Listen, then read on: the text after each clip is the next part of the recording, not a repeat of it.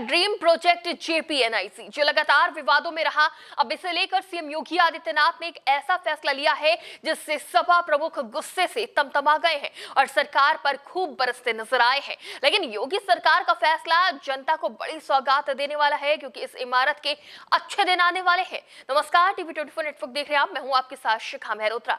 18 मंजिला इमारत जेपीएनआईसी कई विवादों में घिरी रही। कभी जयप्रकाश नारायण की जयंती पर इसे छावनी में तब्दील किया गया, तो कभी इसे टीनों से पाट दिया गया। सपा सरकार के खिलाफ प्रदर्शन करती नजर आई तो जयप्रकाश नारायण की प्रतिमा पर माल्यार्पण करने के लिए अखिलेश यादव गेट फांद कर भी पहुंच गए थे। जब जेपीएनआईसी के मुख्य द्वार को बड़ी बड़ी टीनों से पाट दिया गया था, तब भी समाजवादी पार्टी के नेता दीवार फांद कर परिसर में पहुंच गए थे।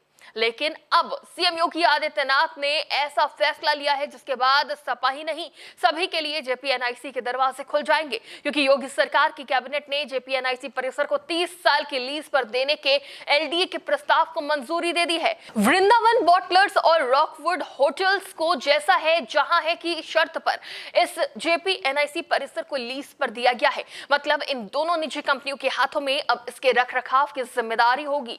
30 साल के लिए 857 करोड़ रुपए की लीज तैयार करी गई है। जो इमारत सालों से सुनसान पड़े खंडहर हो रही थी, अब वो जल्द खोल दी जाएगी, जहां वर्ल्ड क्लास सुविधाएं मौजूद रहेंगी। लेकिन अखिलेश यादव को अपना ड्रीम प्रोजेक्ट निजी हाथों में जाता अच्छा नहीं लग रहा है। वो गुस्से से लाल हो गए हैं और सरकार के इस फैसले पर उन्होंने अपनी नाराजगी दर्ज करी है। अखिलेश यादव ने पोस्ट कर लिखा, भाजपा सरकार है या दुकानदार। अब उत्तर प्रदेश की भाजपा सरकार ने लखनऊ के जेपीएनआईसी यानी जयप्रकाश नारायण इंटरनेशनल सेंटर को निजी हाथों में सौंपने का निर्णय कैबिनेट में ले लिया है। अब तो बस सरकार को ही ठेके पर देना या बेचना बचा है। कमीशन भ्रष्ट भाजपा की गाड़ी का तेल पानी है और निजीकरण उसका जुगाड़। अखिलेश यादव के इस पोस्ट के बाद से राजनीति गर्मा गई है। जेपीएनआईसी इमारत 18 मंजिला है और इसके गेस्ट हाउस होटल ब्लॉक में 107 कमरे और अन्य डॉर्मेट्री और स्वीट्स हैं। उत्तर प्रदेश के मुख्यमंत्री रहते हुए सपा प्रमुख अखिलेश यादव ने 2013 में दिल्ली के इंडिया हैबिटेट सेंटर की तर्ज पर लखनऊ में जेपीएनआईसी का निर्माण शुरू करवाया था। शुरुआत में इसका बजट करीब 265 करोड़ रुपए था, लेकिन समय के साथ प्रोजेक्ट का दायरा बढ़ा और लगातार बढ़कर करीब 864 करोड़ रुपए तक पहुंच गया। इस इमारत ने भ्रष्टाचार के आरोपों का सामना किया। सालों तक अपने अच्छे दिन का इंतजार में ये खड़ी रही और आखिरकार लीज पर दिए जाने के बाद इसका सही रखरखाव होगा। इस इमारत के निर्माण में विदेशी मार्बल टाइल्स से लेकर अन्य कीमती विदेशी चीजों का उपयोग किया गया है, जहां जनता को एक ही छत के नीचे तमाम सुविधाओं का लाभ मिल सकेगा। जेपीएनआईसी में अंतर्राष्ट्रीय स्तर का swimming pool, convention centre, guest house, helipad और म्यूजियम ब्लॉक प्रस्तावित है। सपा सरकार के कार्यकाल के अंत तक बिल्डिंग लगभग बनकर तैयार थी। सपा सरकार का कार्यकाल खत्म होने से ठीक पहले 2017 में अखिलेश यादव ने इसका उद्घाटन कर दिया था, लेकिन निर्माण कार्य पूरी तरह संपन्न नहीं हो पाया था। 2017 में उत्तर प्रदेश में भाजपा सरकार आते ही इसमें वित्तीय गड़बड़ी के आरोप लगाकर जांच के आदेश दे दिए गए। जांच चलती रही और इमारत बंद पड़ी रही। सपा का कहना है कि 2017 में सत्ता परिवर्तन के बाद योगी सरकार ने राजनीतिक बदले की भावना से इस प्रोजेक्ट को रोक दिया।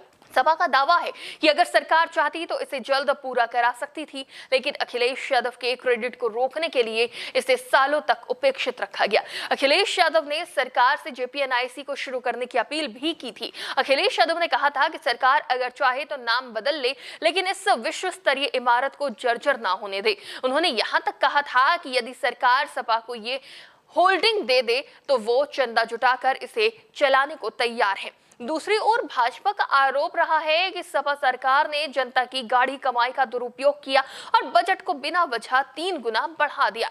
सरकार का कहना था कि आधी अधूरी इमारत का उद्घाटन कर सपा ने वाहवाही लूटने की कोशिश की थी। मुख्यमंत्री योगी आदित्यनाथ ने लखनऊ में इससे बेहतर कन्वेंशन सेंटर बनाने की बात भी कही थी। उन्होंने घोषणा की थी कि लखनऊ के सरोजनी नगर में एक नया कन्वेंशन सेंटर बनाया जाएगा। उन्होंने आरोप लगाया कि सपा ने लोकनायक जयप्रकाश नारायण के नाम पर बनी इस इमारत के निर्माण में जमकर भ्रष्टाचार किया, लेकिन अब इस इमारत के दिन बहरने वाले हैं।